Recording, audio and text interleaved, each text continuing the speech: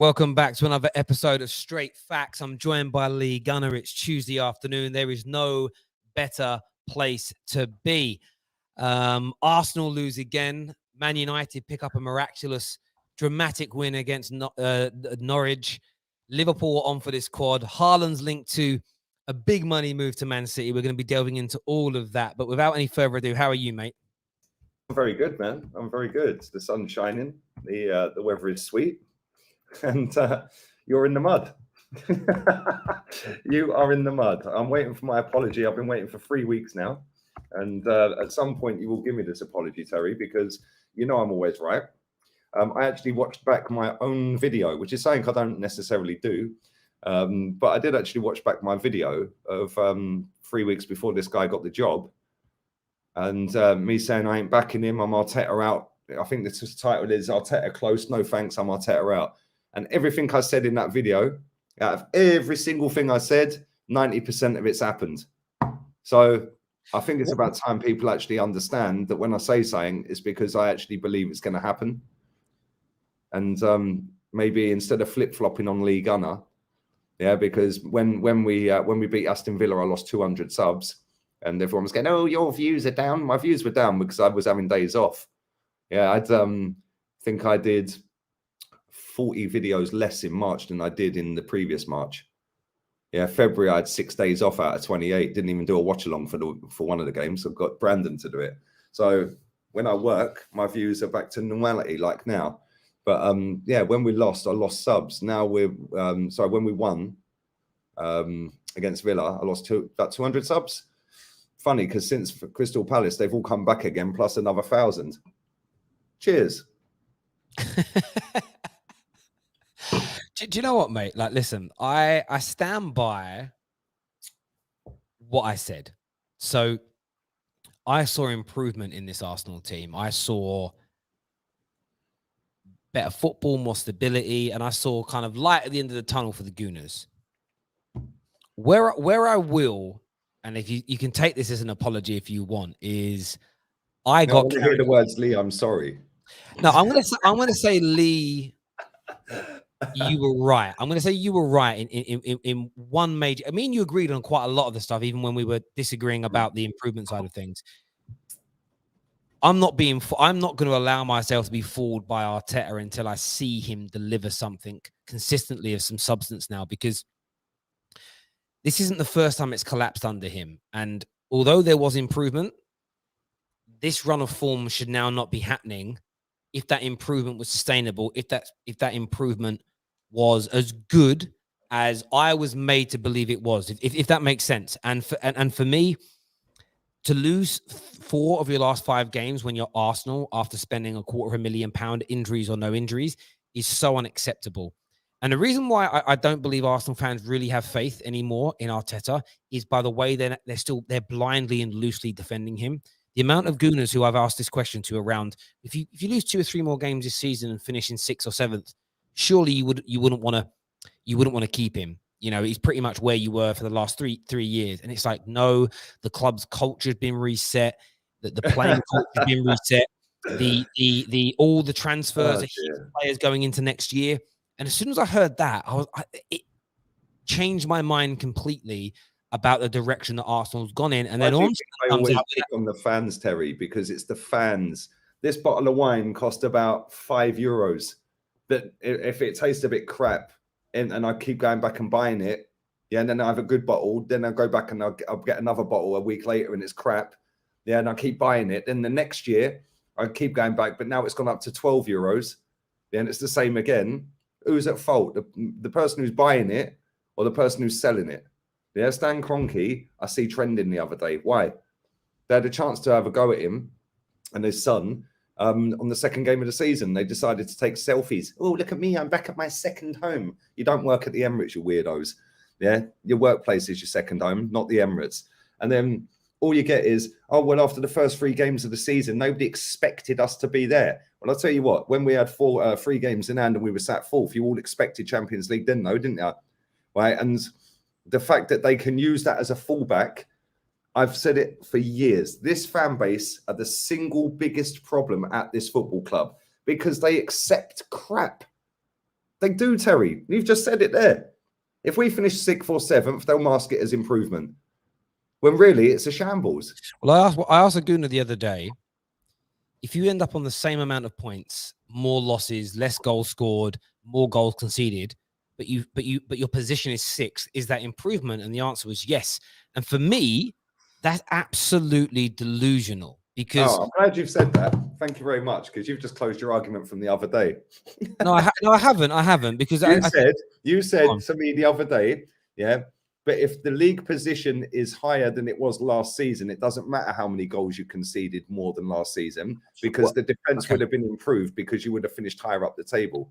I didn't quite say that. If you conceded more goals than last season, but you ended up with 15 more points, there is improvement. If you end up with the same points, same defeats, more goals conceded, the league position becomes less important because you as an overall team haven't improved. So if you concede an extra 10 goals, but you generate 15, 20 more points, I believe you've been a better team over the course of the season.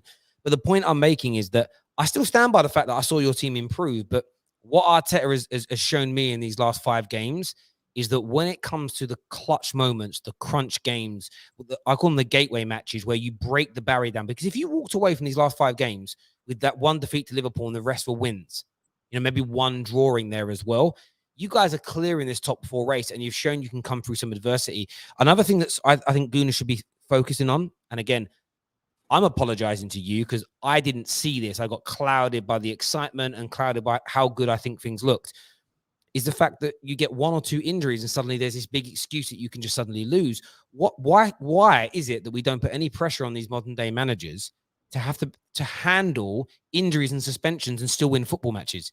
It's crazy. It's crazy. Mate, it's mad. Like, Terry, I could write a book of excuses that this fan base have used for the last 2.5 years. Right? It's actually on Arsenal website. If you type in on a search on Google, Arteta, and then just put change the culture of the club, or Arteta culture of Arsenal, saying, it will come up with arsenal.com from August the 19th, 2020. And it is him holding the FA Cup on Arsenal's website saying how Arteta has changed the culture at the football club. Right? So all we have heard from August 2020, he'd been in the job for what, 9 months? Won the FA Cup. Congratulations. Well done to him. Well done to the team. Well done and everything. Yeah, cool. Right? All I've heard from all of these puppet journalists that sit and pander, they're not even journalists. Yeah, they're not journalists. The journalist's job is to come out with informative questions and journalistic insight. Yeah, this lot just sit there. Yes, Arteta. No, Arteta. 3 bags full Arteta. Every time they ask him a question, he comes back with the answer. They never quiz him. They never challenge him. That's what I see as a journalist's job, to challenge the answer that you have asked. You've posed a question. You've got the answer. If you don't particularly like the answer, you rattle him a little bit and try and dig for more. This lot just sit there. Yes. Okay. Yes. I'll give an example. Southampton pre-match press conference last week, there was 28 questions put to Mikel Arteta. How many of them were about the game, Terry? Have a guess. Out of 28. 4. That's a random guess. 1.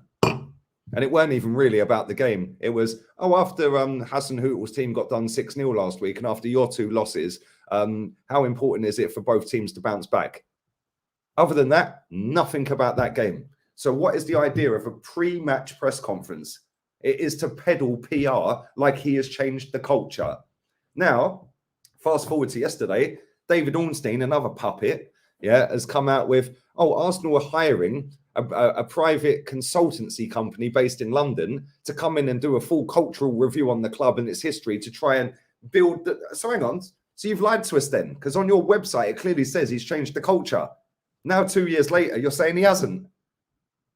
This club is clapped. It is clapped, Terry. It is clapped. It needs therapy. It needs sank. I don't know what it needs. Yeah. But I'm telling you, all I've heard for 2.5 years is this fan base going on about he's changing the culture. Oh, really? What, the culture that Rob Holding is saying he don't want to aspire to be like Chelsea, the team that win everything? Yeah, he's changed the culture that much. Eddie Nketiah's cupping his ear to an empty stadium in a 96th minute equaliser against relegated Fulham. And now, by the way, is rejecting a new contract. He wants to check his options at the end of the season. The fact we've even offered him a new contract, Eddie, is a disgrace. Then you've got Lacazette. Change the culture. Jumps in the crowd at Palace at home, 95th minute, like we've won the Champions League. Culture change, yeah? I can see all of this is PR, Terry, because of the jobs that I've done before. Yeah, I can see through buzzwords. I can see through hype. I can see through peddling of agendas. Yeah, I can see that when they ask a question in a press conference, they never challenge him. And when Charles Watts did challenge him, and he said, I'm not asking because your colleagues were laughing. Yeah, and then the media guy, the comms guy said, yo, have you got another question, Charles? They went, yeah, about Balogun. No, I want that question answered, mate. But if they say that, they get kicked out. So don't keep listening to these people. They are not journalists. Yeah, that Gail Davis stuck it on him proper. That is a journalist. Yeah, dug him and asked and probed and got questions out of him. And guess what? She weren't allowed back for about 7 months. Do you know what's interesting about it as well? The cultural side of things. I totally, again, this is where I would implore Arsenal fans to listen. I understand why some Arsenal fans don't want to listen to you. I understand, and we'll get onto you wanting the team to lose. Delivery of how I say it. I'm rude. Yeah. Rude. And I get that. But I read the Athletic lesson. I saw the Athletic article tweet from Ornstein. I think I'd quote tweet it straight away by saying I thought Arteta had fixed the culture at the club. I then read the article, and of course, it's talking more about the internal runnings of the club as opposed to the direct playing style. So there is a difference. But this was what I tweeted about it at the time. I actually said I meant to say, on a serious note, this is about the club at large and not the team directly. I said, but the club structure has and always will be more important than the playing team. If a club is broken at the top, it will funnel down. Fact. My view is very much this with Arsenal. And there's a PR guy that used to work for Tottenham that I've recently just, through some work and activities, spent a bit of time with. And I asked him this question directly. I said, did you at Tottenham or any other club you're aware of save news for when bad things happened on the pitch? And he just laughed and said, all the time. Yeah. So this has come out from Arsenal after 3 defeats on the bounce to basically to say, look, we know it's bad right now, but we are doing everything to do something about it. Fix the culture, and it's going to become better. Now, why do you think it was Ornstein that put that out there? Because everyone believes him. He's the tier one. He's the guy. And why is he the tier one? Because he toes the company line. No, yeah, so the company, Arsenal, will give him the tier one stuff. There's tier one for you. Oh, by the way, if you behave yourself for the rest of the season, Ornstein, you'll get the exclusive with Josh Kroenke at the end of it. Yeah, which he did last time, by the way. Yeah, he had that exclusive. Yeah, and then you see people like Watts, sitting there, rattle him a little bit, but not too much. Maybe once a season. But then there you go. You can have the Thomas Partey news before anyone else. Yeah, because Fabrizio even tweeted out saying Partey ain't coming to Arsenal. How often does he cock up? Not very often. Well, they did the same. And then half an hour later, Watts said no, he's coming, and then Fabrizio had to backtrack. Why? Because they're throwing the line, mate. Mate, they did the same thing. They did the same thing to Dean Jones, and still, if Dean Jones says anything now transfer-wise about Arsenal, which Arsenal fans don't like, they pull out his quotes from when he said that he basically said it was almost an impossibility that Pepe was coming. But I spoke to Dean Jones about this. Dean Jones got not screwed over. Arsenal Football Club directly said, no, we can't afford to do it. And that he said, it's not going to happen because Arsenal ain't got the money. Internally, Arsenal then changed their minds and said, okay, we'll sanction it now. That isn't the journalist's fault. That's what happened to Fabrizio. They changed their mind and he ended up looking silly on a transfer. But the point I was trying to make the people yesterday was that your club has said that Arteta and everybody else involved around him has changed the culture at the football club. Now it's changing to actually the team's changed its culture, but the football club hasn't. But this is what doesn't make sense to me. If the board of directors, the tea ladies, the gardeners, the janitors, the people that make the burgers, the chefs, I don't know what department, if they're not behaving like a proper top 4 club, a Champions League club, a title-winning club, then that means all the decisions in terms of renewal of contracts, who you sell and who you let go, appointments of managers are also tainted. Because if it's the playing element that's broken, if the playing element cannot be fine if the rest of the football club is being run poorly to a point where you've got to bring in external consultants to tell Arsenal people how to run Arsenal. It's going to manifest itself on the pitch, which is why I completely, since reading that article, it's almost firm. Obviously, the conversation with you is one thing. it's firmed my mind up that Arsenal were nowhere near as far along as I thought they were. And I'm certainly nowhere near the top of the mountain like a lot of Gooners were making out. And I know a lot of Arsenal fans are not going to want to hear this, but if your board aren't running the club in the Arsenal way, your team can't be anywhere near the Arsenal way, because your board make the decisions that make your team. It funnels down. And the fact that article yesterday didn't have Arsenal fans incensed. The Arsenal fans that have bought the 72 shirts they've released in the last 18 months, the Arsenal fans that have renewed season tickets, the Arsenal fans that wake up at stupid o'clock in the morning to watch their team, you're now being told, imagine this 2 to 3 years into this project, you're now being told, actually, Arteta's doing the best he can, but actually, we've not actually been running the club properly. We've been fired. It literally, when you break it down to granularity, every single Arsenal fan has been absolutely mistreated. You've been and every Arsenal fan should be up in arms about this, but it just appears again that a lot of Gooners are going to roll over and let these owners tickle their belly. Yep. But that's what they do. And then when it all goes tits up, they go, oh, it's the Kroenkes' fault. Yep. I am absolutely sick to death of this fan base. I've never seen anything like it. Yeah, they cry about conspiracy theories. Yeah, they cry about the refs and VAR. They cry about Chelsea youth academy players. Oh, that's the reason. I mean, who is that muppet, by the way? Like, seriously, it's the first season he's ever been to watch Arsenal. Yeah, and I'll tell you something, he won't be going for much longer, because it's just going to come on top. It really is. The guy's an absolute clown. Yeah, I don't understand it myself, mate. I saw, again, I don't think, I stand by the things I said to you. And look, me and you obviously get into these heated conversations. We get on with friends, and it's like, it's fine for us to do that.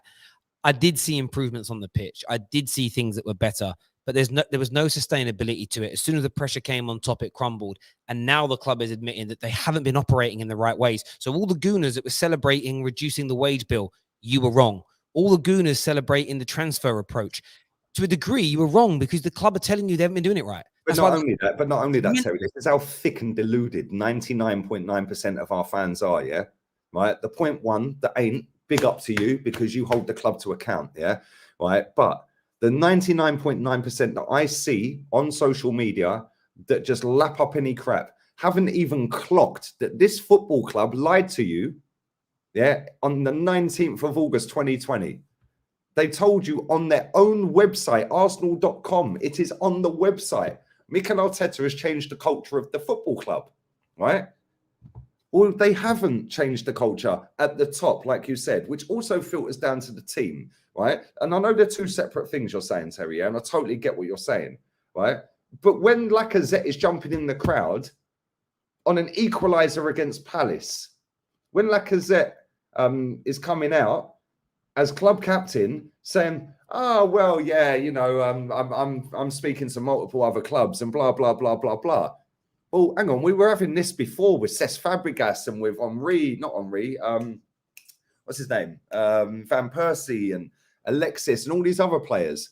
Yeah, there is no culture change at this football club, but the fact that they've put it on the website, yeah, when Rob Holding is coming out saying we do not aspire to be like Chelsea. He should have been, seriously, mate, that manager should have been sacked there and then, and Rob Holding's contract should have been ripped to shreds, straight through the shredder. What do you mean we don't aspire to be like Chelsea? They've been in 25 finals in 25 years. Yeah, look at the date on that, 19th of August, 2020. Around the club. So if you actually see that, it says around the club. It doesn't just say the football team. It says the actual whole club. Yeah, they lied for 2 years, and nobody's incensed by that. Listen, mate, I totally agree. And the only thing I don't even disagree on, I think maybe I didn't explain myself right. I don't believe there is a difference between club culture and what happens on the pitch. And I'll tell you this, me and you are both salespeople. If your bosses and the owners of the company don't care whether you hit your targets or not, hiring people that are very money orientated that would still do their sales, how many lazy people do you see in teams nicking a living? And I've worked in places where the senior people didn't care, and then the subordinates out on the front line, in a football sense, the football players get away with murder. And again, I didn't know that was. I didn't know that article page existed, and that's the point I would say here. Arsenal fans are being lied to massively. You're being lied to. This is the thing, they accept it, Terry, because they're thick as two short planks. They're thick. Arsenal have got more thick football fans than any other football team.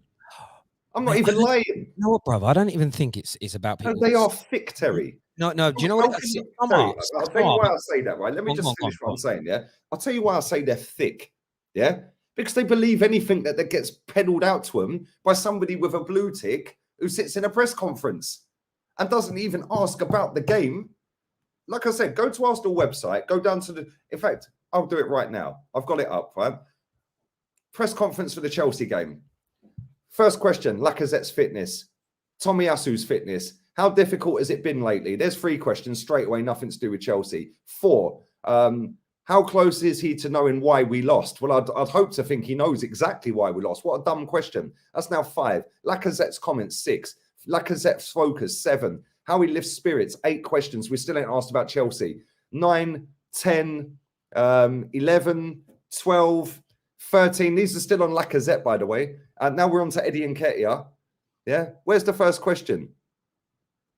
On the difference Champions League qualification would make, Steve Rowley passing, Marcelo Flores development, and Marcelo should play for it. So every single question in that press conference, not one of them is about the Chelsea game. Why is it a Chelsea press conference then?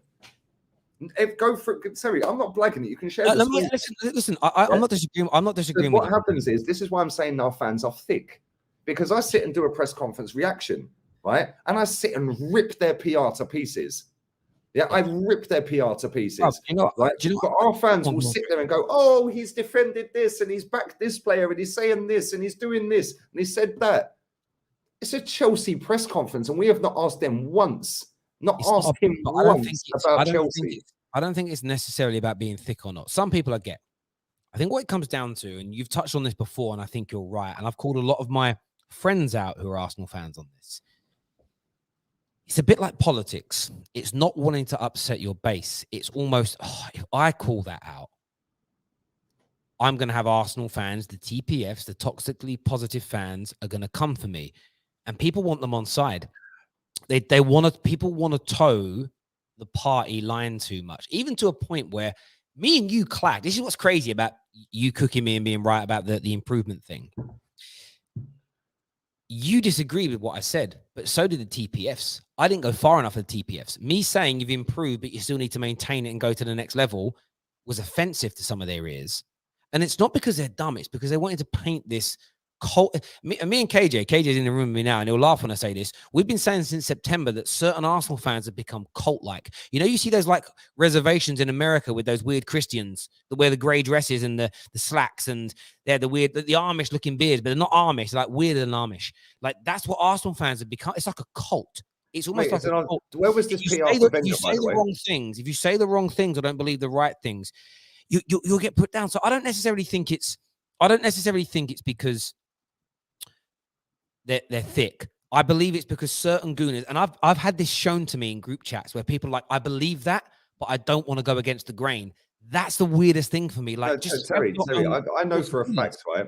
And there's a lot of people saying in the comment section, what's my point? My point is, when you've got Charles Watts sitting there nodding like a puppy, yes, Mr. Communications guy, yes, Arteta, no, then you've got Charles, Chris Wheatley and James Benge, and Ornstein, oh, yes, you taste lovely today. Oh, well done. Oh, you had strawberries for dinner last night, yeah? Oh, lovely. No.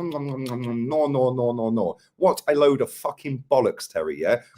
Go on Arsenal's website right now. It comes up with a press conference. Not one question about the Chelsea game. Why?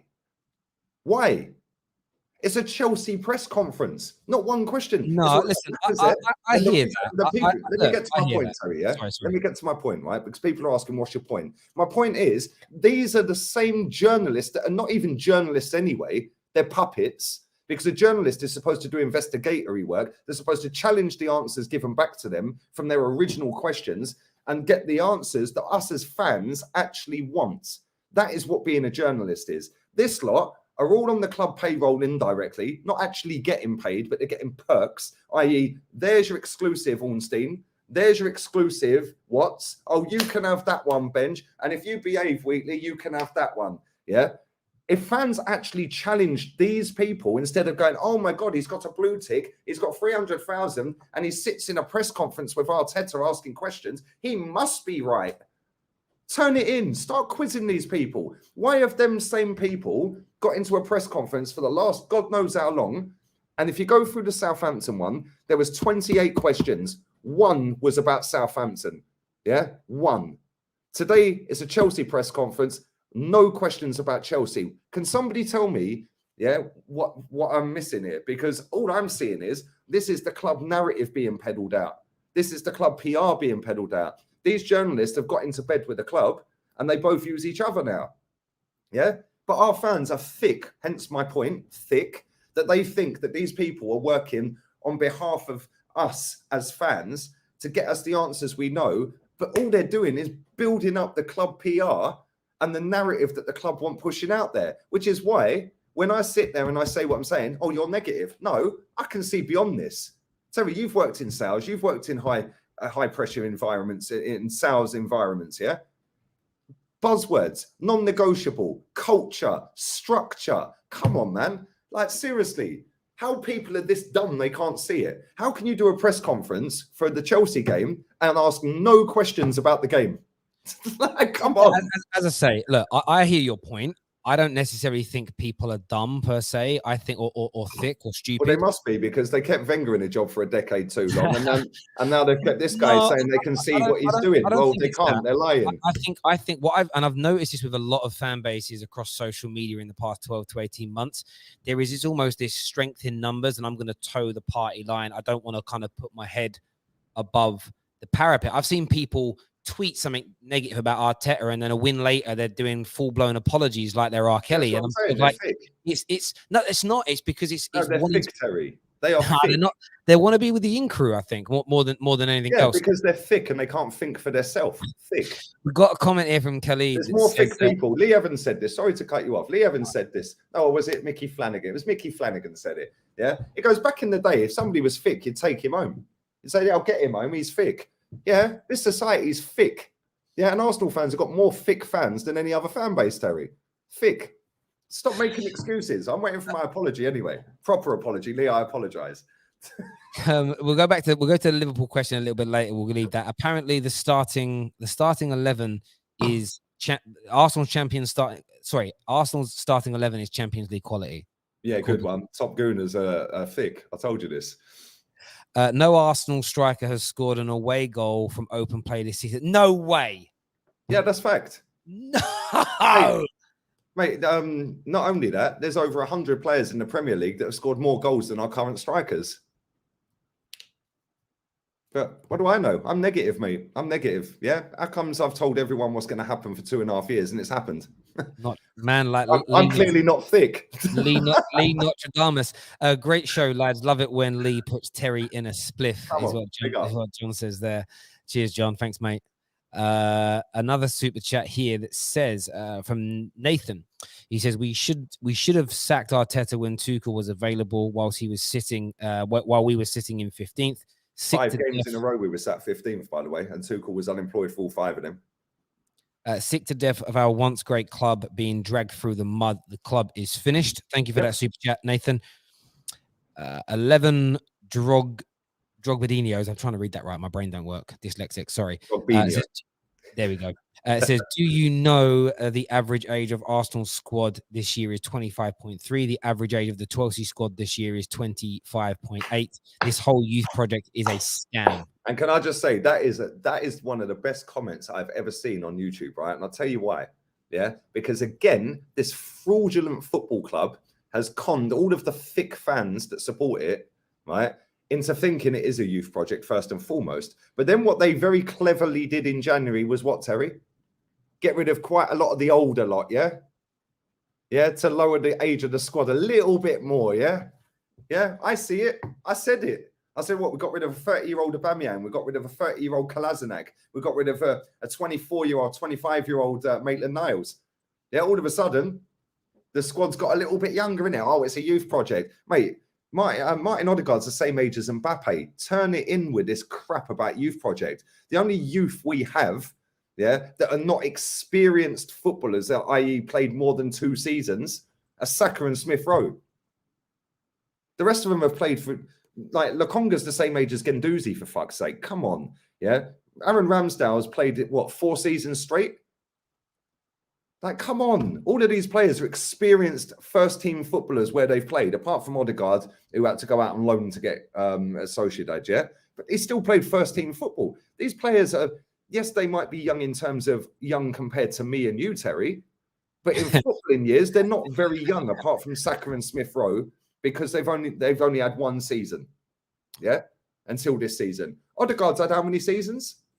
The guy was playing football at 15. I hear you on that. The Chronicles of Guna, man like Harry Simu, hope you're well, my friend, says you can't just call fans thick because they disagree with you. I respect your view, but this is a one-sided debate. It is a one-sided debate because I'm always right, Harry. Come on, Harry, I like you, yeah? I've had a lot of people tag me in some of the stuff that you and Canton do, yeah? I can't stand that bloke, yeah? And I never cuss you off because I like you, yeah? I don't like your views on Arsenal, right? But I like you as a person, yeah? And you know that, hence the conversations we've had previously. But listen, mate, at the end of the day, yeah, our fans are thick. I believe that. Yeah, and it's only one-sided because everything I've said has happened pretty much. And that's not me trying to be, oh, look at me, I was right. But you know what? When I've had 2.5 years, and I know you got a load of abuse the other week on Judge's channel. I watched the show. Yeah, I know you did. I was reading the chat. Yeah, but for me, I've had 2.5 years of that, Harry. 2.5 years of people coming at me every day, asking me about my daughter, my missus, my family. Yeah, giving me death threats every day. Yeah, and everyone acts differently to it, and everyone can take it or not take it. They act different with it, yeah? So, excuse me if I'm sitting here having a little swipe back at people and sitting here with a smug grin on my face saying bollocks to the lot of you. Sorry. Yeah, at the end of the day, I'm salty. Yeah, I am. Yeah, and I'm petty as well. And I really am petty. Yeah, and when I'm like a dog with a bone, mate. I ain't stopping. Yeah, because the day you get sacked, not one person in this fan base can tell me ever again about a manager. 3 weeks before he got the job, I told everyone exactly what would happen.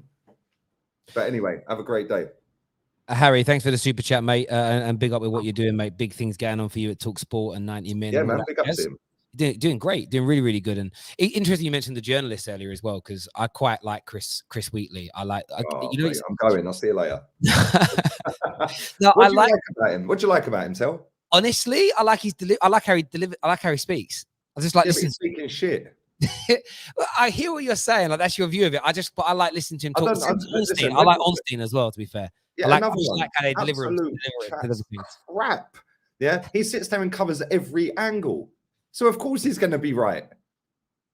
Yeah, I remember this guy saying when he was at deadline day, Wenger was refereeing a game at the Vatican or somewhere, right? And he said, "Oh, Arsenal are done with their business for the day. They're not signing anyone." An hour later, we signed Danny Welbeck. He said Nuri Sahin was signing for us. Well, where is he then? Yeah, I could reel off about 20 different things Ornstein said that ain't happened. It's mad. Chike here. I thought you'd frozen then, Terry. No, I was reading something somebody else put in. Sorry, Chike says the aim of elite sport is to effing win, not to be first loser. When Lionel Messi and Argentina went to the World Cup final in 2014 and lost, he still won the golden ball, but he didn't effing want it because he didn't win.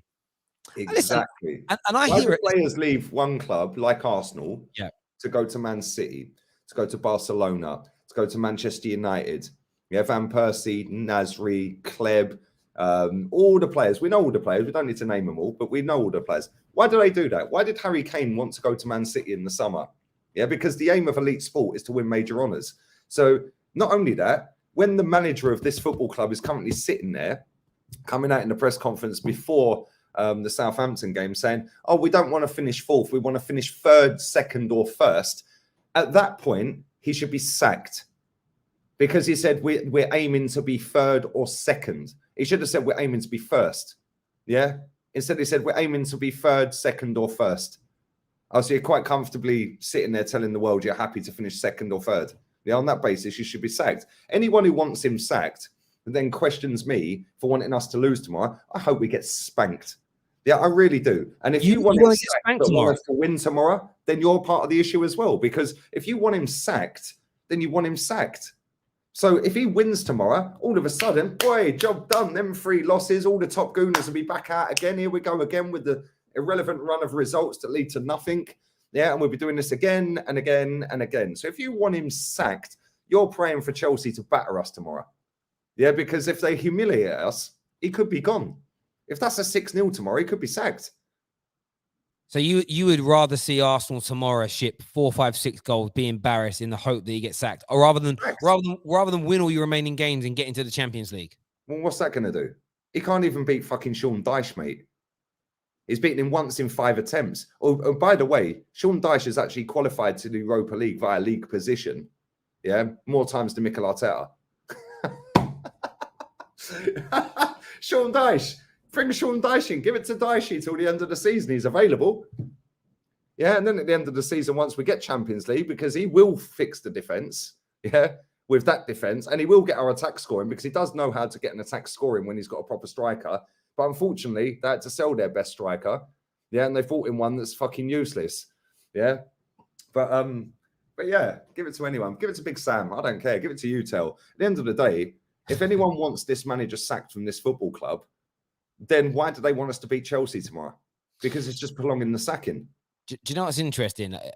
What I will say, people don't like that because the way I deliver it, the way I say it, I'm no, rude. I get that. I never absolutely no I've one. never wanted. Yeah? I've never wanted Man United. I've never wanted Man United to lose a game. We had Liez in here, American United fan. I say American. I think he's born in Canada. He's Algerian, lived in America. I don't really know. Let's call him Liez for now. I always say he's American, but he isn't. I think he's Canadian. My apologies. Anyway, he kind of did this whole thing about how he would rather Tottenham beat us so that Ollie would go because he didn't believe Ollie was ever going to be able to turn it round for us and get us back to where we wanted to be. And it would just, he didn't want to prolong the inevitable. And he got absolutely ripped from pillar to post on social media for saying that you should never want your team to lose. Yeah, because most people, like I said, that support football. Again, I don't think it is thick. I think it is this. People, I'll give you an example. Man United fans that dislike the Glazers, they don't see my angle. That I think giving money to the football club is not loving Man United. I think giving your money to a club that leeches off of you, cuts corners, and has enabled our club to fall from grace, giving them money is enabling the problem. I think the same for Arsenal. If you're someone, 1 second, I've got to take this call. Yeah. Okay, cool. No worries. I'll go to some super chats while you're doing that, mate. But as I said to many people on many occasions before, if you don't think your football club, I'm going to mute Lee there. No, it's about if you don't like the way your football club is run, but you're giving money to your football club, you are part of that problem. But the thing is, people see it from but I love the club. I need to support it. I need to get behind the boys. And I understand that logic. I just think it's looking at it different ways. And when it comes to Arsenal, my mind on wanting your own team to lose has changed this season after what I saw Leas go through. We beat Tottenham. They sacked Nuno and went on to get Antonio Conte and will probably land that top 4 spot. And from their point of view, grow from that position. Yeah, look, United have ended up in a position where we might have Erik ten Hag come in. But, if we would have got rid of Ollie a little bit sooner and maybe been a bit more ambitious, paid some money, more money to Ajax up front. It's nonsense that we couldn't get ten Hag in the middle of the season. Again, you offer Ajax enough money, they say yes. He should already be here, in my opinion. But I do get where people are coming from with that. I want to go to some more super chats here. With all these cycles, don't it remind you of Ollie? It does remind me of Ollie. It reminds me massively of the Ollie situation where he'd go on these good runs. People would think he's turned the corner and would always end up back in the same position again. And what I'm starting to see from Arsenal again is more talk about elements of the club needing reboots and cultural shifts. And that's exactly what Manchester United have done. Different wording, but very similar. Sir Knight McGee says, what's your boy's prediction for Liverpool United? I'll ask Lee when he's back on the show for that one. But Harry Simew called Lee Judge's subs idiots. I believe that was because they were being abusive. And of course, being abusive is idiotic. So I don't think that's there we go. All 27,000 are idiots then, yeah? Yeah, I mean, I think what Harry Simew did is he did refer to some of the people as idiots that were being abusive towards him. Yeah, again, I referred to some of our fans, 99.9% of them. I didn't refer to all of them, did I tell? Lacazette says he misses Champions League football. I mean, did you? Somebody very quickly, just to link into that Lacazette question, right? Somebody in the chat says Sean Dyche gets strikers scoring, yeah? Go and compare Chris Wood's record at Burnley to Lacazette's at Arsenal. You'll be shocked. Yeah, so Go and do your research before chatting crap to me, mate. Because I know my research about Sean Dyche and his strikers. Yeah, and Chris Wood has a better goal scoring ratio than Lacazette at Arsenal. Now put Chris Wood at Arsenal and Lacazette at Burnley. Would that be the same? It wouldn't, would it? Lacazette says he misses Champions League football. Yeah, good. Yeah, since you got here, mate, we've never qualified.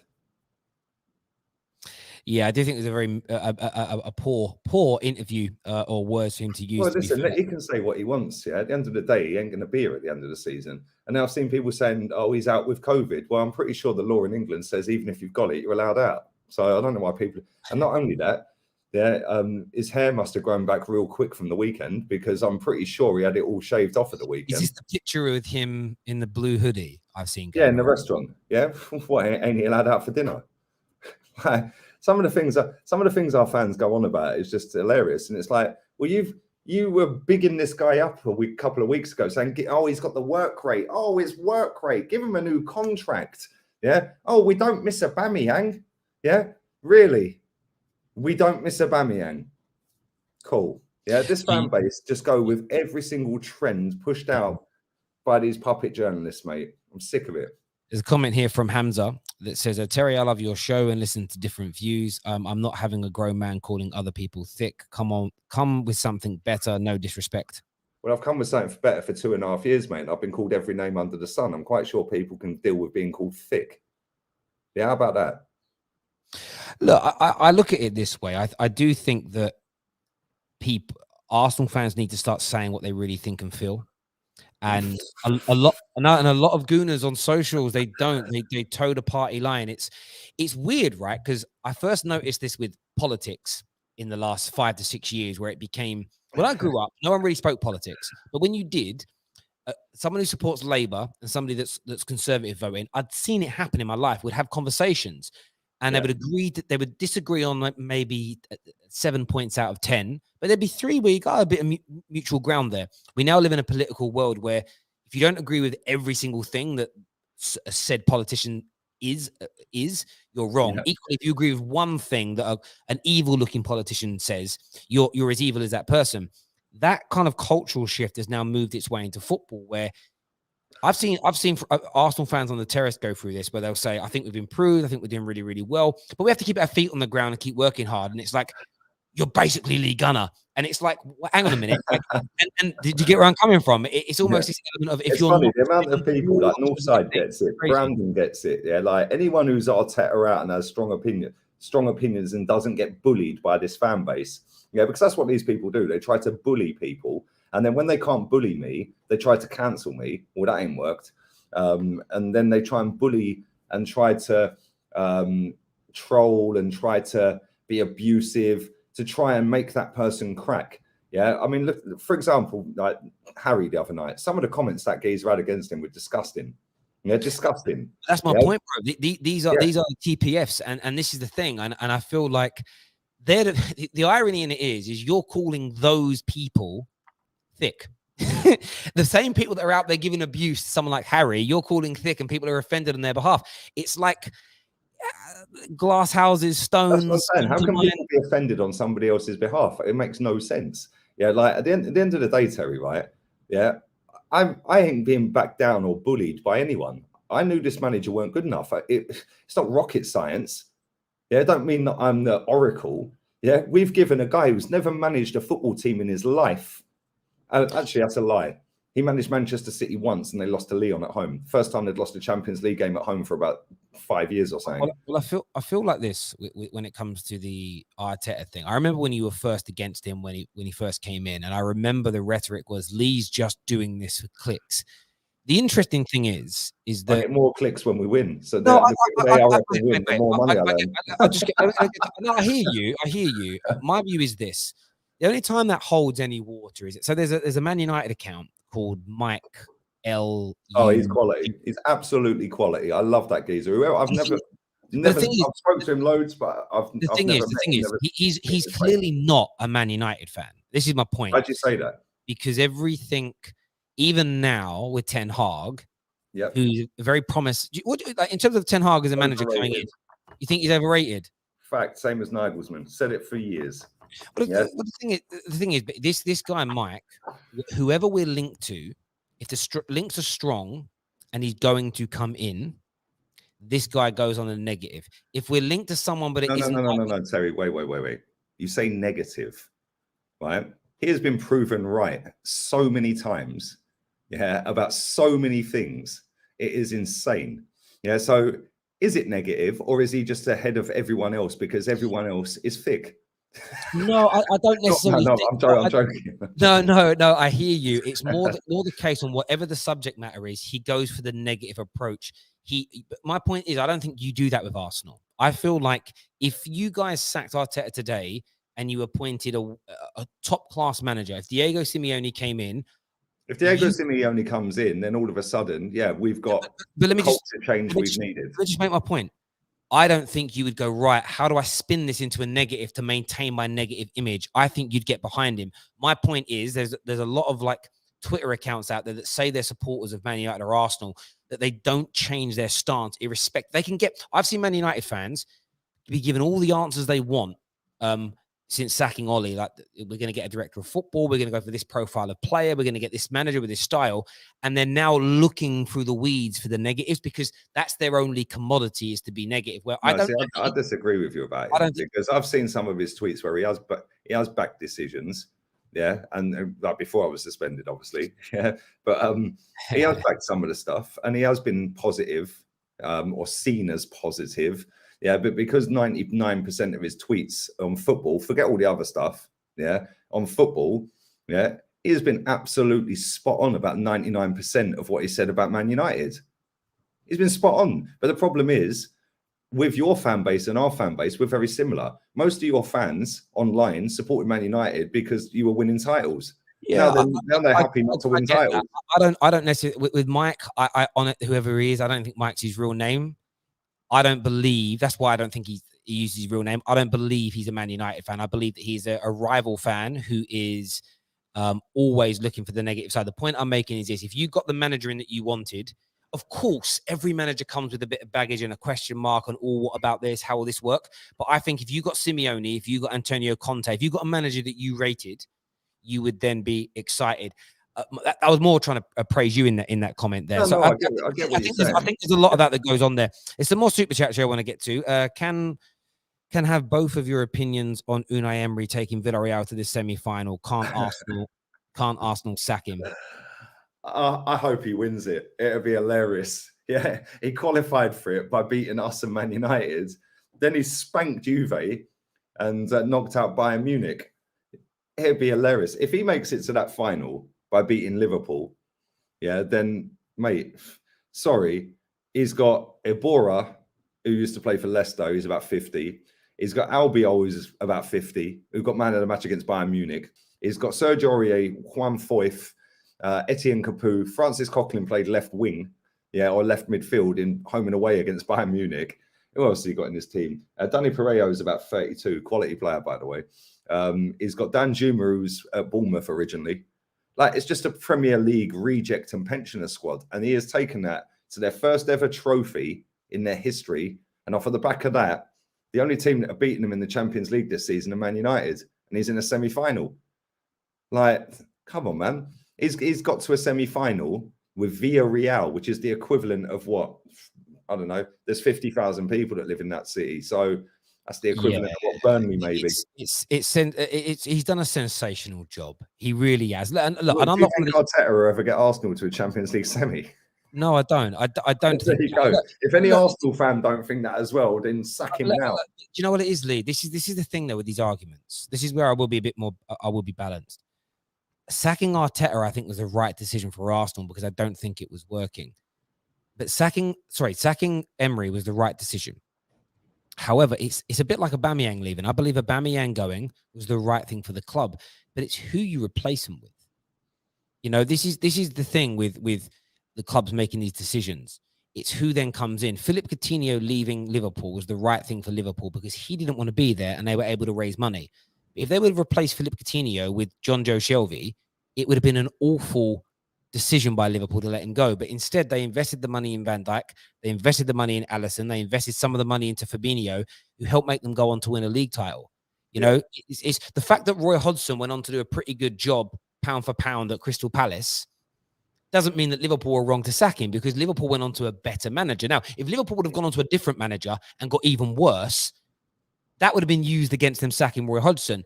So I look at it this way with Unai Emery. I'm very happy to see what he's doing for him, because I think he's a nice guy. I don't like how he was treated by PSG. Didn't work for him at Arsenal. But equally, the attention shouldn't be you should have kept Unai Emery. It should be, is your actual manager you have in right now going to get to the level required?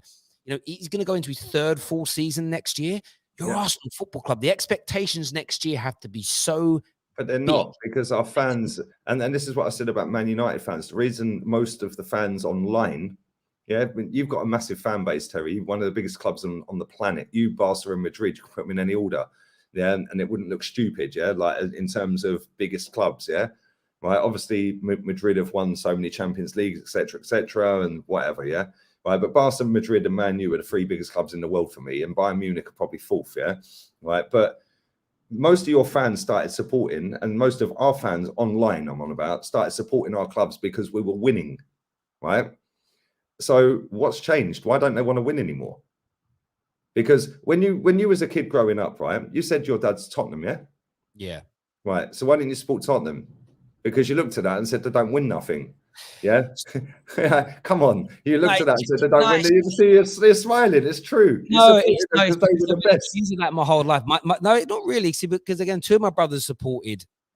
My brothers supported a combination of Liverpool, who obviously weren't winning in the early 90s, mid 90s, sorry. And another brother that picked Arsenal. My dad was just an idiot, and I mean that in a nice way.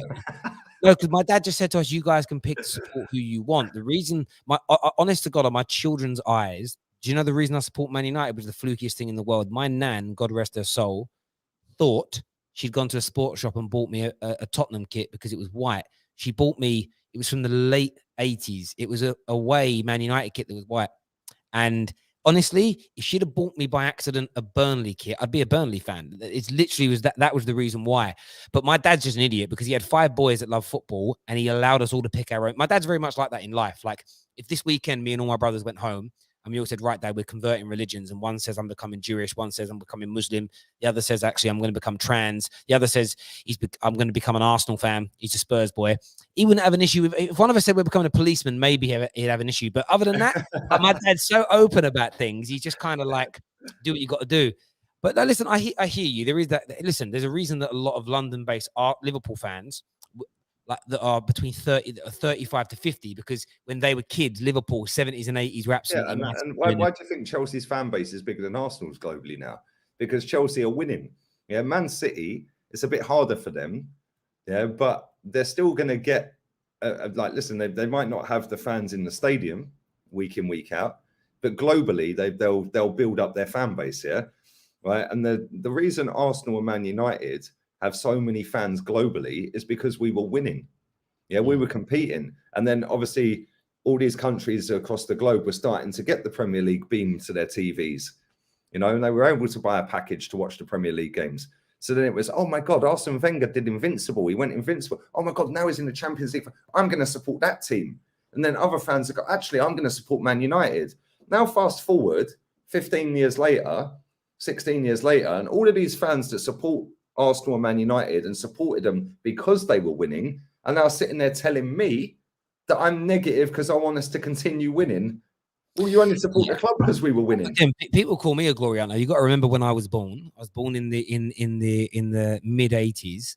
The first season I remember watching football was the 1989-90 season, and we did win an FA Cup that year. But it was three more seasons to we won a league title. Like Man United were not seen as successful when I started supporting them. So just a little history lesson for people. Man United, I think at that point, Liverpool, Arsenal, Everton all had more league titles than Man United overall. Like we were a big club, but we hadn't won anything major for like 20, like we won a few FA Cups. We hadn't won a league title for nearly 30 odd years. So yeah, United weren't a massive, they were a massive club, but they weren't a famous club or a club winning in the contemporary sense at that point. Let's do some more of these super chats before we move some of the subjects on here. Had this debate with fans over Moyes. So many wanted him to lose so he would be sacked. He was one loss away from having the worst managerial record in our history. And again, it's do you know what it comes down to when if you want your team to lose versus wanting them to win every game? I look at it as tough love. And I always give this example, and a lot of people don't like it because they think it's too deep. But if my daughter, and I don't know why I use my daughter, I think it's because I watched the film about it once called Traffic.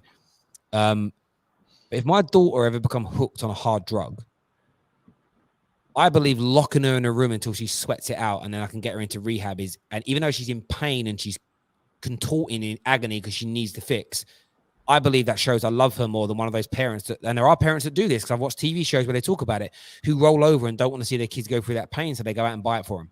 That's how I look at my football club. I look at my football club like I'm in this mindset now where if losing means we get rid of someone that's not taking us forward, I'd rather lose.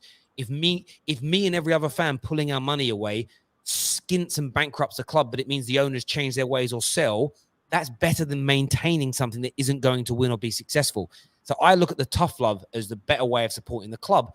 But equally, like if someone doesn't want to follow my lead or do what I'm doing, I'm not going to overtly judge them on it. I just don't want to hear them moaning about it. I believe if you're a Man United fan and you hate the Glazers, you're buying a season ticket, I believe you're part of the problem. Same. You're not trying to be. You're not doing it out of malice. I just think you're looking at it from a completely... But then the argument you come out with, right, because you've just made a great point, right, which is our fans were on Kroenke's case, right? This season, they were about to protest, and then we dropped Odegaard and Ramsdale in. First full attendance at the Emirates for 2 years, and everyone took selfies instead of protesting, right? But they now raised the prices 4% for next season. People are crying about it online, but they're still paying it, right? And then all you get is, oh, would it? Well, you know, I've had the ticket for 20 years, or it was passed down from generation. It's not as easy. Like I tell Kenny Ken all the time, stop going, mate. Yeah, because you're funding this. Yeah, and he says to me, yeah, and he won't mind me saying this. We're pals. Yeah, he says, yeah, but mate, it's like it's been part of my life for so long. Like, you know, I want to see my team live. I love live football. But for me, I see so many people say, you know, but yeah, if I give my ticket back, someone else will buy it. Yeah, but if you feel that strongly about it, you've done your bit. Yeah, so when they come out and say these statements of, oh, it's a disgrace, Kroenke this, Kroenke that, but if I give my ticket up, someone else will buy it. Yeah, you're chatting shit in the first place. But I look at it because if you really believed what you were saying, you'd give it up and wouldn't care who buys it. Yeah, because you've done your bit. You've done your bit. I agree, but I like the fact that Kenny's being honest, and I know a few Reds. Kenny says, "I love life," and this is my point. I like it when people are honest. I know a few Reds that have DM'd me. They're like, they knew me. I used to go to games with them, and they're like, I can't give my ticket up. It's part of my life. It's part of my culture. Part of my family. It's the only time I see my friends, I need it. And my word to them is always, I respect that though. Like, I'm not annoyed at you for not doing it. It's just a different take. And as this comment here says, but Terry, but every fan doesn't feel how you feel with the manager. Some feel he is doing okay, leading the club in the right direction. And also, but that's also the point. That's a great point. If somebody thinks that Arteta is good enough, I have no issue with that. If someone thinks that Ollie was good enough, I have no issue with that. But when someone that doesn't says, but I'd rather us lose because it means we can get rid of this person that I don't think is good enough, you shouldn't attack them. They should respect that opinion in the same way you're asking for theirs to be respected. And that's what doesn't happen. And there's debate. Me and Lee disagree on loads of things. We debate, but we're not abusing each other. We're not calling each other names. We're not like getting on it. We're not attacking one another and being offensive in any way. It's just, well, I disagree with you. This is what's gone in this world now.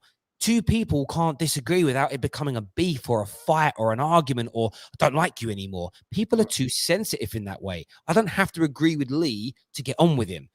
Like me, I've got 5 brothers and we disagree on so many things, but we all get on. Like, because we're just normal human beings. The world's gone crazy. I've got a channel that's got 68k subs. Yeah, right. Every day it's the same people in the chat before I go live, all talking. Yeah, I see so many people that used to be in the chat that are now not in the chat. Yeah, they're still subscribed. They're popping every now and again, but they used to be there, Now, all of a sudden, they've tapped out on the manager, and now they're back in the chat again. And it's like, where were you then? Like, you know, you supported my channel because I was real, I'm honest, I say it as it is, which is what attracted you to my channel in the first place. But then because you disagreed with my stance on this manager when we're on a unbeaten run or we're playing well and we're winning 10 out of 14 games. But now as soon as we have, 4 losses in 5, you're now back again. Yeah, and it's like, come on, man, seriously. But that's the way of the world, Terry. I find it all hilarious, which is why I have social media on strings all the time. The buck stops with the owners, so we need the Cronkies out. They won't pay for a manager. Totally disagree. Totally disagree. Yeah, we can talk about the Cronkies all you like. Like I said, this bottle of wine's €5. Yeah, if it tastes shit every other week and you keep still buying it, then next year it goes up to €15 and it tastes shit every other week and you're still buying it. That's on you, not on the owner. Don't buy it. I hear that. I hear that. This comment here says, hey, Tel and Lee, if you do lose all your next games, if he doesn't get sacked, the thing left is not to go to games and not buy the merch. Well, listen, that's easier said than done because they wheel out righty. And yeah, there's a reason the geezers blocked me because yeah, he knows that I when he's tweeting Cronky out and then he's peddling the merch every couple of months. Sorry, mate, you're not Cronky out. You're getting paid by him. Guardiola spent 600 million more than Klopp. It's about time Man City fans started questioning Pep. Best manager on the planet, to be fair. Yeah, I wouldn't be questioning Pep. Man City fans are loving life. They've been to Wembley about 20 times in 10 years. Bro, and one of the talking points, we are going to get into Liverpool, Man United later, and one of the big talking points I wanted to speak about today is in the thumbnail, is it looks like the HAALAND deal could happen as well now. Boy, oh boy, oh boy. Could you imagine them with HAALAND up front? Wow. Wowee. Hey, I said it in my title, mate. Just give him the title. I said it in the stream last night I did about them being linked to him, about HAALAND. City with HAALAND this year don't throw away that 13, 14 point lead. Nope. They don't do it. They are going to. I don't think people realize how good HAALAND is. He is. He's almost everything you would want out of a modern day number 9. He's just impeccable. He's going to be amazing. I am. All the people in the chat that are saying checkbook Pep, yeah, right? If you've got a supermodel wife that's a 10 out of 10, right? Are you going to say, well, actually, no, I'm getting bored of doing this 10 out of 10 every week and like being with her and like being happy with her and we've got beautiful kids together. Actually, I'm going to go and test myself with a 2 out of 10. Of course you're not. Yeah, it's all this checkbook this. The reason he gets the checkbook is because he delivers the results with the checkbook. Yeah, and let's not forget, he was at Barcelona B before he got the Barcelona A, and Barcelona A had finished 3rd the season he got the job. It took him straight to being the best club I've ever seen, like best team I have ever seen, and dominated everything. 6 trophies in one season. Do you know they finished 3rd the season before he got the job. Do you want what's mad about it? It's boring because no one likes the facts around the finances because they like to keep it very kind of basic, really. But Jurgen Klopp's squad versus Pep's squad at Liverpool in total costs, transfer fees, bonuses, agent fees, salaries, bonus salaries. Pep has spent, I think, between 45 and 55 million more in totality. Transfer fees, yes, City's has been on paper higher, but it's the way you structure and do deals. And one of the things that people don't often think about is how much money certain clubs spend on keeping players at their clubs. The wages and agents, like you said, and bonuses. The total costs are in, and this is, and the thing is that people keep saying, "Oh no, it's all about net spend." Well, UEFA are about to bring in new protocols that are replacing FFP, which is all about capping how much of your turnover as a business you can spend on player expenditure. And that's exactly what the real net spend has always been. Arsenal, I've seen Arsenal fans recently like dig at United. Oh my God, look how much you spend on wages compared to us. We spend 10% less of our turnover on wages than Arsenal do. We might spend more overall, but we spend less in terms of the percentage of money. Yeah, and the Arsenal fans, all mathematicians. They're like, I can imagine that Arsenal fans sit there on a match day Yeah, with their calculator, their spreadsheet open, their rulers, yeah, and then they're sitting there ticking how many completed passes Odegaard made backwards. Yeah, I hear Dev here says, Terry, you're saying Pep has not spent more than Klopp. He has, in totality, about 45 to 55 million pounds more. There's a graphic that was shared last week. Go for my Twitter feed, you'll find it. Touchline Fracas put it out, and I took it from them, but they've taken it from a credible source. It's a total cost. And I was trying to explain it to somebody the other day, and I tweeted it, and it's like, I need to find the tweet back, because I actually, for the first time, wrote something quite well. And I was trying to explain why net spend is nonsense. And I basically said, if over 2 seasons, I've spent 200 million pound buying players net on buying players, and you've spent 300 million, the net spend argument says that you've spent more by 100 million. But if over that same 2-year period, I've spent 250 million pounds more on agent fees and wages and bonuses than you, whose squad has cost more? Exactly. Mine. But on net spend on transfers, mine looks cheaper, but you have to look at everything before you can say how much has been spent. Some teams some clubs, and I'm not saying Liverpool have done this because I haven't gone into the granular detail, but what some clubs do is Wolverhampton Wanderers haven't paid a huge amount of money for a lot of the Portuguese signings they've had, but you can bet your bottom dollar they're paying a premium to Jorge Mendes. 100%. And then a huge premium to him. You've got to look at this Haaland deal. Again, this is not, I'm consistent. City will get Haaland for 63 million pound, but over 25 million pound his father is going to be given. That's an additional fee. Another 25 million to Mino Raiola. So suddenly the transfer fee, the fee to bring him in that you've got to pay, 113 mil. Then you've got the signing on fee, which will be between 10 to 15 million pounds. Yep. Then you've got the salary, which I believe is going to be about 400 base with £100,000 a week in incentives for scoring and win bonuses. Then you've got trophy win bonuses on top, which will be 5 to 10 million a season more.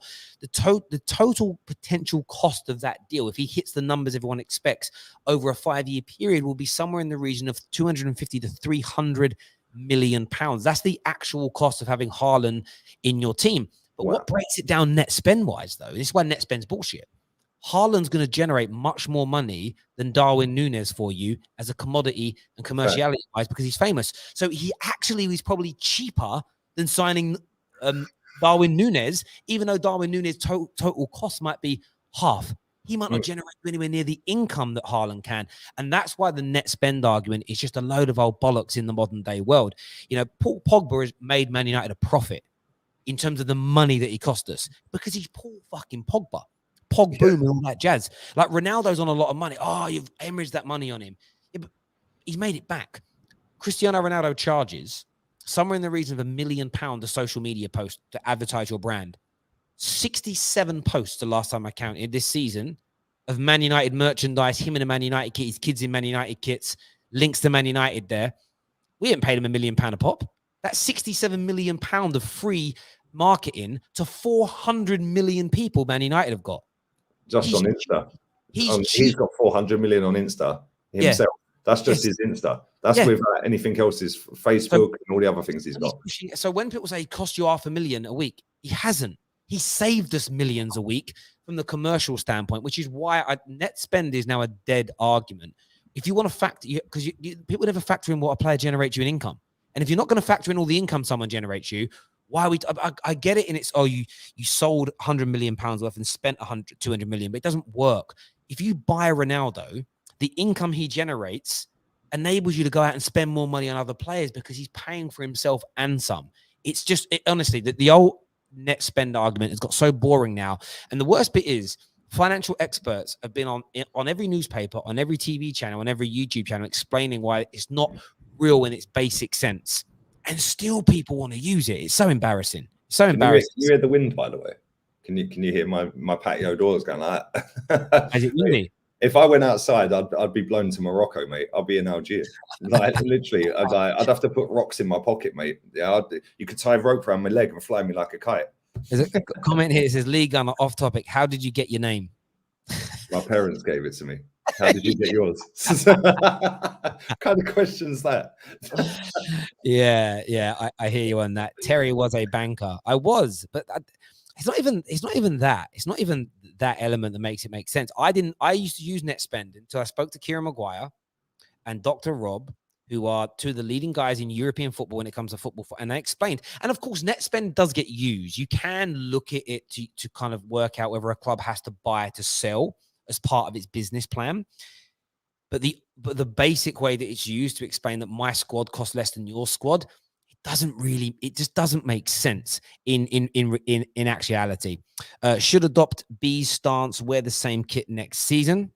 They used to change. Remember, they used to actually keep kits for 2 or 3 years before.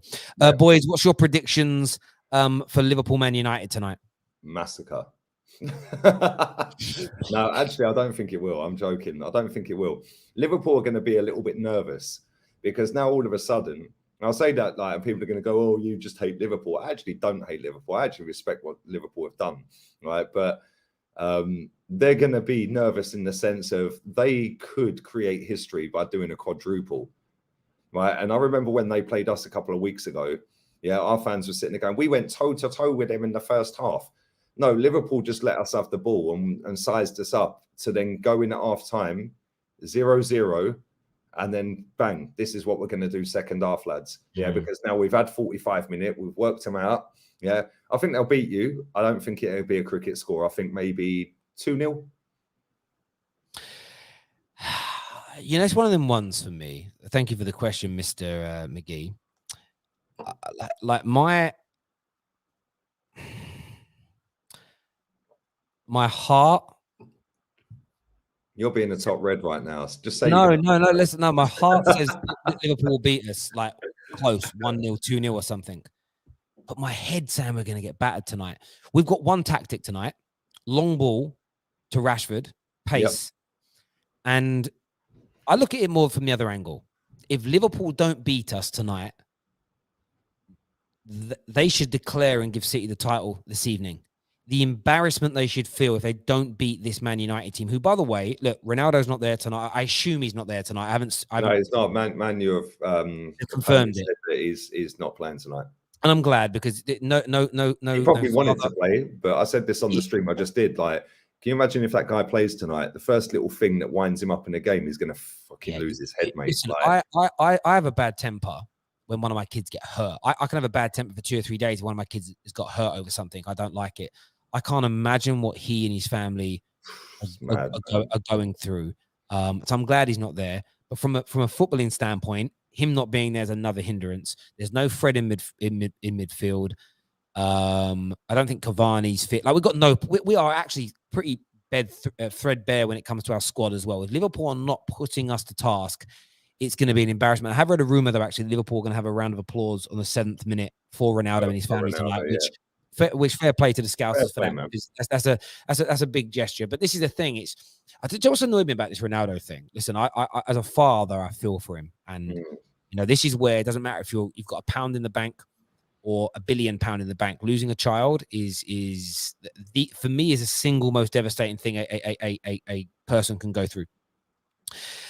I got triggered last night, but I had to like hold back from tweeting because I was like, I don't want to make this evening about what I'm about to say.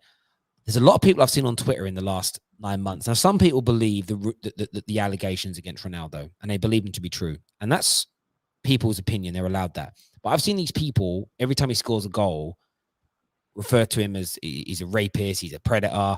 Man United fans are scumbags for celebrating him. He's this, he's that, he's the other. And then last night, because it was fashionable, like, oh my God, Ronaldo, if I'm praying for you, my friend. I'm so sorry to hear your news. And I'm like, hang on a minute. If you believe he is all those things that you're saying he is, just keep your hollow condolences away from him because you don't even mean them. You might think it's sad. Of course, you probably think it's sad that a child has passed away. Who the hell wouldn't?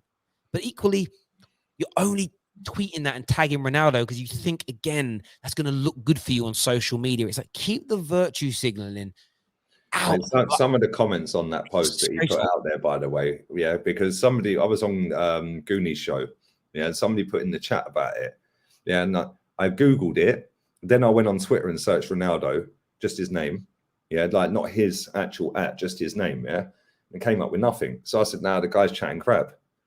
Yeah, so Goonie blocked him. Yeah, but he didn't mean to block him. He meant to put him on timeout, right? He ended up blocking him. Then more and more people were coming in saying it. Then I see the post. Yeah, and I clicked on it, and mate, I was nearly. Listen, I'm a parent. You're a parent, Terry. Yeah. Is it the Messi one? Yeah, there was a few. There was a few. Yeah, That was the first one I see. Yeah. Right. And then I scrolled down a little bit. I was just like, I got to turn that off, mate, because I'll just smash my Mac up. Like, I don't rate Ronaldo. Yeah. Right. It's nothing to do with whether you rate Ronaldo or not. Yeah. Like, as a parent, mate, I can't imagine how he's feeling. Yeah, that's mad, man. Yeah, Seriously, no, I get that completely, and I'm just one of these people where, even if it isn't on two subjects that are as emotive as losing a child and the allegations against Cristiano, if I don't like you, Lee, and I'm always on your case about something, and then you get some bad news, I'm not going to say anything, because it's almost like, where I just don't think I'm in a position to be able to, like, even off. Oh, I'm really sorry to hear the news about losing your job. I'm really sorry to hear the news about you breaking up. And I'm keeping it a bit more trivial, right? It's almost like I'm always on you. I'm always giving you crap. I'm always giving you shit. It's like, just keep my name out of your goddamn mouth. Is essentially what I would feel in these circles. If someone's always giving me shit online and then I have some bad news in my life, I don't want to hear that you're sorry, because you are nasty to me 24/7. Keep it out your mouth, just get on with your day. Just maybe refrain from the stuff that you're saying for a little while, And yeah, for me, yesterday it bothered me in the news, and then I saw the sick things that people were putting out, and the fact that Twitter hasn't even deleted them. The fact that stuff is allowed is, I don't listen. I've got friends of mine who are black, and they have tweeted with monkey emojis, like holding faces when something's been embarrassing, like nothing in it at all. And they've had their accounts shut down for like 24 hours, 48 hours. Yeah. The algorithm picks it up as maybe being racially insensitive. How are their algorithms not picking up on what the most famous footballer in the world has just gone through, and people are giving him abuse? How are they letting that stay? Honestly, that's when I hate the Bird app, when I just think, how are you noticing one and not the other? And how is there not somebody dedicated to actually, when something like that happens, which, listen, that doesn't happen on a regular basis to famous, like one of the best, like most famous footballers, whether you rate him or not, he's up there for his goals. How there is not a dedicated team of people on these applications that their job is solely just to troll through social media all day, every day, not just to the top accounts, but to all of the accounts, and delete all of that, or put an algorithm in place, or put a filter in place where these comments don't get shown. Like, I don't get it, mate. I really don't. See the things you're looking at. Someone here said, "Did you just compare racism to this?" No, I didn't. I'm comparing the fact that YouTube has an algorithm. I swear, man. Do you remember when I said about thick a minute ago? Yeah. No one compared it to racism. Equally, though, losing a child is one of the worst things you can experience as a human being. And I'm not even creating. I don't create these weird hierarchical. It probably is the single worst thing that could happen to you in your life. Yeah, because you've gone through 9 months of carrying that child as a woman, 9 months of being a father, and wanting to meet your child, and then that happens. Bruv, I don't think there's anything worse than that. I can't lie. Yeah, exactly. Always simply stating what Prime says here. Yet they are quick to block and suspend people for the smallest things. Like for instance, if you put up the reason I got banned, I'm not going to say the word yet, but I basically used the word retard in a different way. No, I hear that. The thing is, though, if you put up 10 seconds of Premier League football footage, you're blocked. You're done. The point we're making is that certain things are allowed to go on, and other things are not. And and even though things have been reported, they're still there. They should pick up on these things automatically. But yeah, look, I'm glad Ronaldo isn't there. I don't see United winning tonight. Back onto the point and everything else. There was another comment here that said, "Do you still think Liverpool will only win one trophy, Lee?" I did say that, Khalid. And big up to you, my friend. This guy's going to come for me if they win 4, even if they win 3. Listen, what I will say, is Liverpool fans must be loving life. Yeah, they've won 1. They're in a final of another. They're in a title race, and they're in a semi of the biggest club competition in world football. I don't think they're winning all 4. I still think City will win the league. I've got a sneaky feeling that Man City are going to win the Champions League as well. So I think the best you can do is 2. But Chelsea are going to be hurting. They've lost two cup finals in a row. They lost to us, then they lost to Leicester. And I think they've been in 5 of the last 6 cup finals. Yeah, which is relentless. So they're going to be like a dog with a bone, man. But I don't think you'll do more than 2. So yeah, I don't know. It wouldn't surprise me if you win 1. Yeah, but the one thing I've learned about Liverpool since Klopp's been there is if you lose, like you did against Real Madrid with the Carrius game, yeah, you come back the next season, you say, nah, let's go and do a madness. Do you know what I mean? They have that bounce back ability. Liverpool literally, the let's go again tweets actually mean something when they come from Liverpool. Yeah, they really do.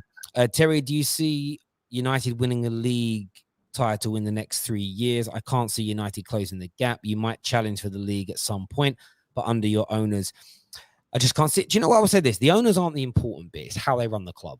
So the one thing I would say about the Glazers is they have sanctioned more money to be spent on players in terms of transfer fees and salaries than Man City in the last 9 years. This is a fact. So the money has been spent. It's the club's money. They're not pumping any of their own in. They're not reducing the debts of the football club and they're taking out too much dividends. They're making lots of money off of us in terms of the stock market, but they allow the club to spend a lot of its money on players.